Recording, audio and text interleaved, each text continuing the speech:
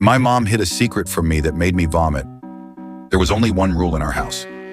Do not go to the basement. Mom said it with a smile so wide it felt glued on. Not angry, not warning, just cheerful, like she was reminding me to brush my teeth. The basement door stayed locked, heavy padlock, thick wood. And every night, at exactly 9:17 p.m., something behind it would bark. Mom told me it was a puppy. She said the puppy was sick, said it needed quiet, said only she was allowed to feed it, because I'd get attached. She carried leftovers downstairs in a metal bowl. Rice, scraps, bones. Sometimes the barking sounded wrong. Too wet, too desperate. But she'd laugh and say, "He's just hungry."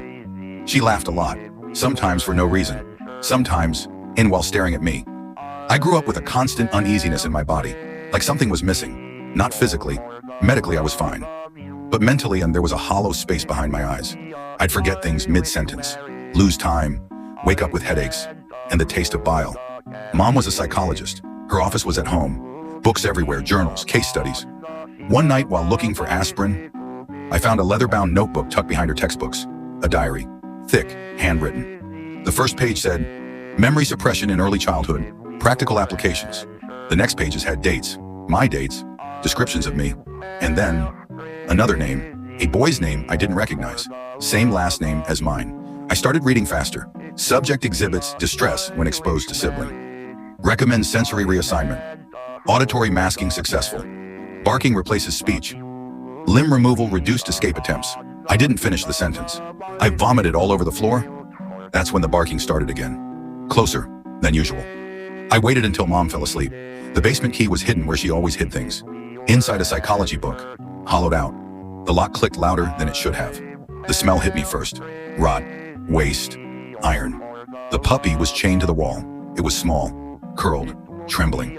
It wore a dog mask, cracked and filthy, strapped tight around a human face. There were no hands, no feet, just stumps, wrapped in old bandages. The barking stopped when it saw me. Then it tried to speak. Only choking sounds came out. Its eyes. God, its eyes. They were my eyes. Memory slammed into me all at once. A crib beside mine. A smaller bed. A laugh that sounded like mine, but higher.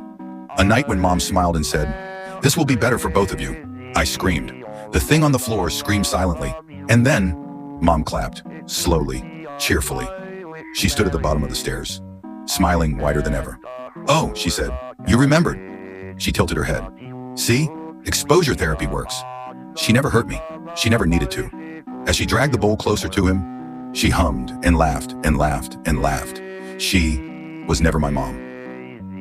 Follow for more.